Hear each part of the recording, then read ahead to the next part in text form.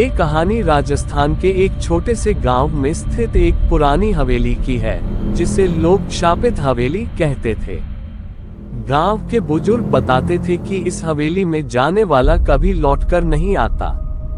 लेकिन समय बीतने के साथ लोग इसे सिर्फ एक अफवाह समझने लगे, जब तक कि एक दिन एक घटना ने पूरे गांव को हिलाकर रख दिया।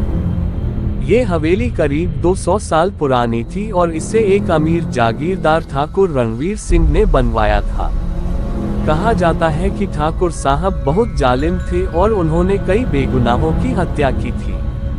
उनके लालच और क्रूरता के कारण एक तांत्रिक ने उन्हें श्राप दिया कि उनकी हवेली में कोई भी चैन से नहीं रह पाएगा। कुछ सालों बाद ठाकुर रणवीर सिंह रहस्यमय तरीके से हवेली में मारे गए और तब से यह हवेली वीरान हो गई। गांव वालों का कहना था कि रात के समय हवेली से चीखने चिल्लाने की आवाजें आती थीं। कोई कहता कि उसने हवेली की खिड़कियों में लाल आंखों वाले परछाइयों को चलते देखा था।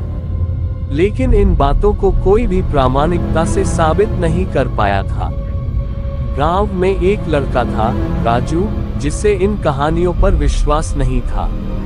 उसने अपने दोस्तों के सामने शर्त लगाई कि वह उस हवेली में रात भर रुक कर आएगा और यह साबित करेगा कि यह सब अफवाहें हैं। हालांकि उसके माता पिता और गांव के बुजुर्गों ने उसे बहुत मना किया, लेकिन वह नहीं माना। रात के करीब 11 बजे राजू एक मशाल और कैमरा लेकर हवेली में दाखिल हुआ। हवेली का दरवाजा जर्जर था और अंदर घना अंधेरा था। जैसे ही उसने अंदर कदम रखा, एक अजीब ठंडक उसके शरीर में दौड़ गई। उसने धीरे धीरे हवेली की दीवारों पर लगी पुरानी तस्वीरें देखीं, जिनमें से कुछ पर खून के धब्बे दिखाई दे रहे थे। अचानक उसे लगा कि पीछे कोई खड़ा है। उसने मुड़कर देखा, लेकिन वहां कोई नहीं था। जैसे ही वह हवेली के सबसे बड़े हॉल में पहुंचा, हवा तेज हो गई और दरवाजे अपने आप बंद होने लगे। तभी उसे सीढ़ियों पर सफेद कपड़ों में लिपटी एक परछाई दिखी। राजू का दिल जोरों से धड़कने लगा। वह परछाई धीरे धीरे उसकी ओर बढ़ने लगी। अब राजू को कदमों की आवाजें भी साफ सुनाई देने लगी। डर के मारे उसने अपना कैमरा ऑन कर लिया।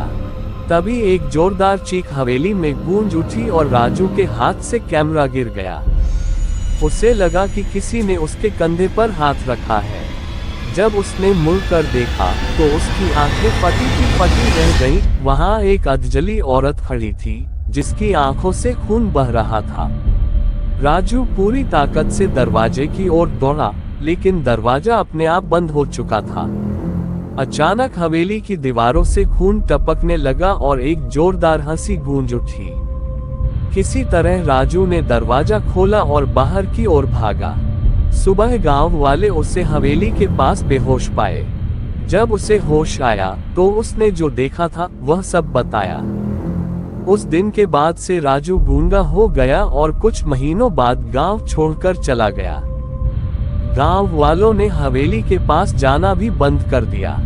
आज भी उस हवेली के पास से गुजरते वक्त लोगों को अजीब अजीब आवाजें सुनाई देती हैं और हवेली वैसे ही वीरान खड़ी है।